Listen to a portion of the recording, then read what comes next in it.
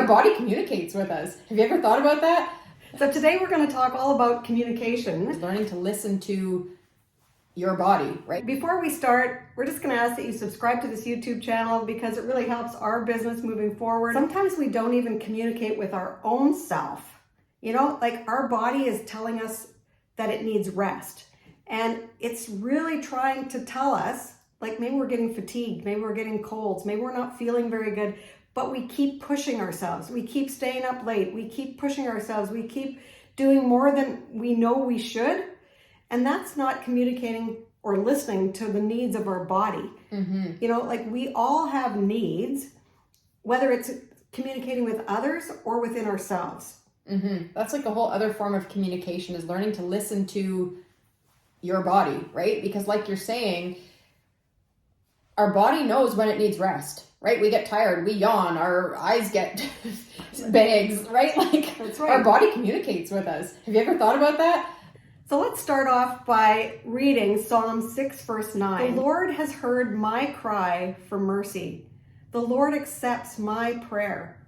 So we're asking for mercy. And when I looked up the word mercy, here's what the dictionary definition says. It says, compassion or forgiveness shown towards someone whom it is within one's power to punish or harm. So it's really important that we understand what mercy is, that we show mercy, not only to others, that we forgive others and have patience, but that we are also patient and show mercy to ourselves. Sometimes we're harder on ourselves than we are to others. In fact, I'm going to say most times we're harder on ourselves. Mm-hmm. Think about yourself. Are you hard on yourself? Most of us would say, yeah, I am pretty hard on myself. I don't like to, cut myself any slack. I expect very high standards. Often we expect perfection from ourselves. And that's just not going to happen. We're not perfect. We're never going to be perfect. And so when we have that expectation of ourselves, then yikes, we got to show some mercy. That's right.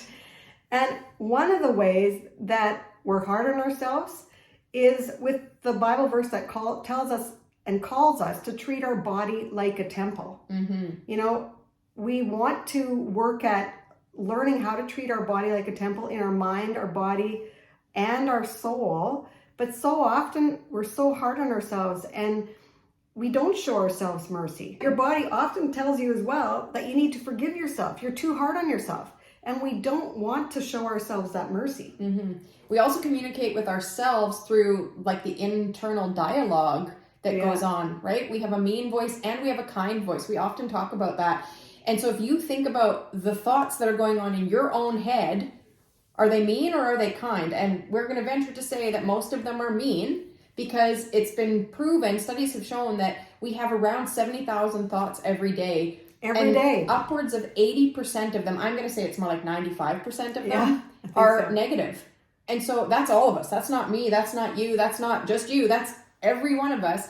And so we have to learn how to change those thoughts. And that's why we often talk about renewing our minds is so crucial, because we're not called to think about the mean voice. We're not called to think about all these negative things. We're called to think about things that are true and honorable and noble, of good report, lovely, right? Are the things you're saying to yourself lovely? Probably not, if you actually take the time to think about it.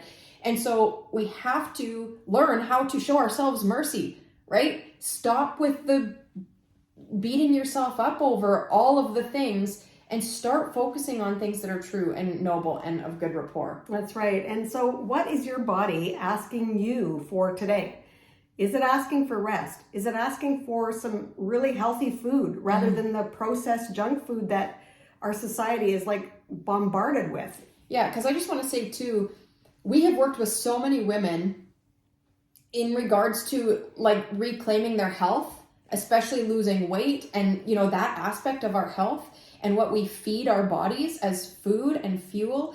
And one thing that is just totally mind-blowing is how many women don't even know what it feels like to feel good, right? They don't know how to communicate with their bodies. Like they don't know how to listen to their body's signals, because they don't even know how it feels to feel good, because they're just so used to feeling bad. That's right. They're popping tums every half an hour. And that that doesn't feel good. No. That means you aren't feeling very good. It means maybe you should listen to your body and what your body's asking for. But we just over time start to accept that that's normal. And, oh, well, that's just normal for me. I just always have an upset stomach. I just always have acid reflux. I just always this. I just always that. But that's not normal. And your body does not want that, right? Our bodies are miraculous. And our bodies can like restore and heal a lot if we choose to listen to what our bodies are actually telling us. And a large part of that is learning how to use food as fuel for your body and to put good food in, because that old saying, you are what you eat, is more true, I think, than any of us have ever accepted. And that's a lot of communication right there. Yes. That's your body trying to communicate with you. Yeah. And we need to listen to our bodies. We don't want our body to be misunderstood. No. You know, like that's the whole thing. And God is calling us to treat our body well, to treat our body like a temple, in our mind, body, and soul. So what do you need? What do you need? Do you need more water in your body? Because often we lack water, and that's just a simple thing. But it's crucial to feeling good. Mm-hmm. And your body might be begging for water, but you're just not giving it what it needs. Yeah. And we like to think about health from a holistic point, right? Our mind, our body, and our soul, because we're not just a body. We're not just a mind. We're not just a soul. We're all of them combined, working together simultaneously at the same time. And so maybe you need to start with working on the internal dialogue that's going on. Maybe that's where you need to start. Maybe you need to start with the nutrition and the actual food and fuel that you're putting into your body. Maybe you need to start with like getting back into the Word and reading the Bible. Maybe you need to start with, I don't know, building your confidence, because maybe you have no confidence in who God created you to be. So you got to figure out, like, where are you at? Communicate with yourself a little bit. And have a dialogue with yourself. Yeah, exactly. Examine your thoughts. Think about how your body actually feels. Does it feel good? Do you have energy, or are you sluggish and like feel like you just can't do it? That's right. So that's one aspect of your body. The other one is think about what thoughts are ruminating in here. Like what is going on up there? What are your thoughts? Are 90% of them negative? And if so, what are you going to do to change them? Yeah. And, you know, one of the reasons that we actually put together our Should I Eat That?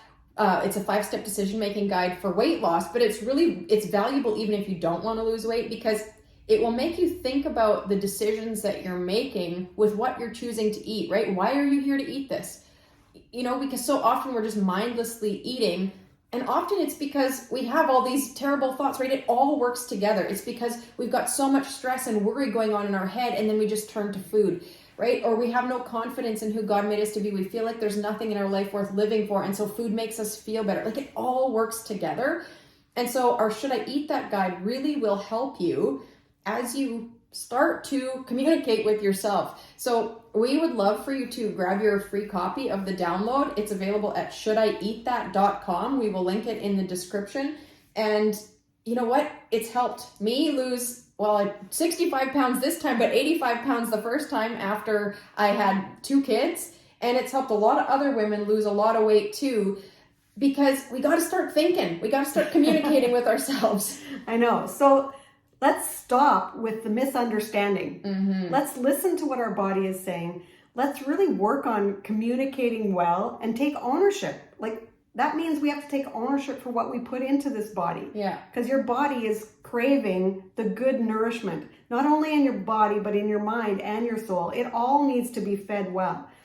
And just remember the verse. We want to end with the verse. The Lord has heard our cry for mercy. He is compassionate. He is faithful. And he never misunderstands you.